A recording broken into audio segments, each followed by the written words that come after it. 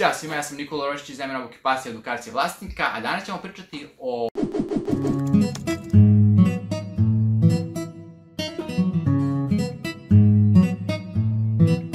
Odgovarat ćemo na vaše pitanje koje ste nam postavili pre nekoliko dana, koje nam je privuklo dosta pažnje jer je nije svakidašnje, a opet interesantno, a i možda će vam biti zanimljivo i možda i vama pomognu u nekim situacijama. Pitanje glasi kako vi čistite dlake sa vaših, da kažemo, kaputa i kako vi čistite sa vaše kreveta.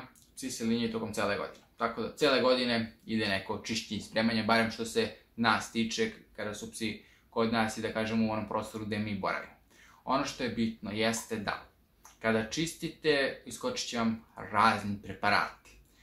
Da kažem preparati, mislim na razna pomagala, počevši od ovih običnih 4 koje treba da vučete levo, desno i koje čiste fantastično. Ne čiste u nekom principu baš fantastično, mora da pogodite koju stranu da vučete, pa dalje površina preko koja vučete dobra površina, pa okrenite na drugu stranu, pa na ovu stranu i na kraju poludite i ništa uglavnom ne očistite. Sljedeća stvar jesu one četke što se kotrljaju s onim lepljivim, što se koriste i za čišćenje odela, one su dosta dobre. Ali mana tih jeste što ih je dosta malo, pogotovo da kažemo kad imate dosta pasa ili ako se vaš pas malo više linija, onda ćete imati dosta problema, tačnije treba će vam dosta tih četkica koje treba da vozite levo desno da bi pokupili nešto. Također imate i na raznim mojim reklame o onim što je sličan kao ovaj proizvod što se kao gura pa on kao još čisti. Imali smo i njega, više ga nemamo jer je pukla drška posle 2 dana korišćenja.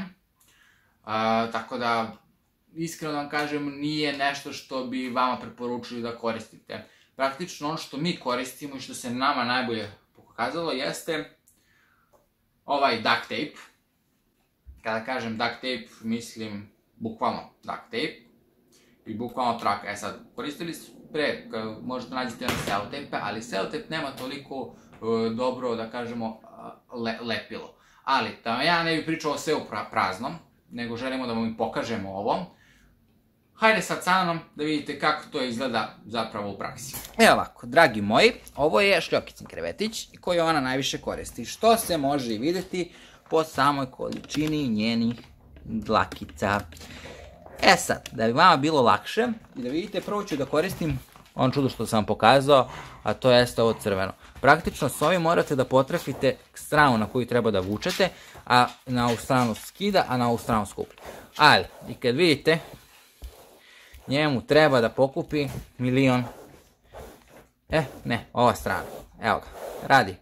Ali, dok on pokupi ovo, verujte mi, ja sam više poludeo.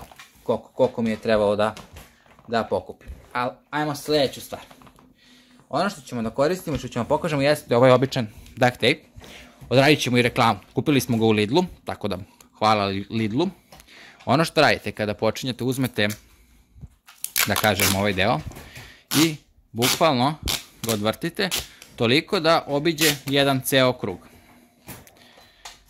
Kada obiđe ceo krug, zalepite ga ovako i ono što možete ga koristite jeste bukvalno kao onaj roll-on, levo desno. Ja obično stavim ruku ovde i bukvalno idem levo desno. Odlična je stvar i za majice i za dukseve, naravno. I za gotovo sve da se dlake puno hvataju. I dragi naši, eto, na taj način mi čistimo naše krevete, majice, odela i ostalo kada su puni dlaka. Ovo je bio naš način kako mi čistimo naše stvari kada su pune dlaka. Nadamo se da će vam pomoći, pitanje je bilo jako inspirativno, ne zaboravite da lajkujete video i da se pretplatite na kanal. Možda bude još nekih ovakvih videa gdje možemo reći kako mi nešto na naš način radimo. Nama se ovaj način pokazao nešto kao najbolji način za skidanje dlaka i da kažemo najjeftiniji. Mi se vidimo u nekom drugom prilikom, u nekom drugom videu. Do tad, vežbajte sa vašim ljubimcem na pozitivnu motivaciju.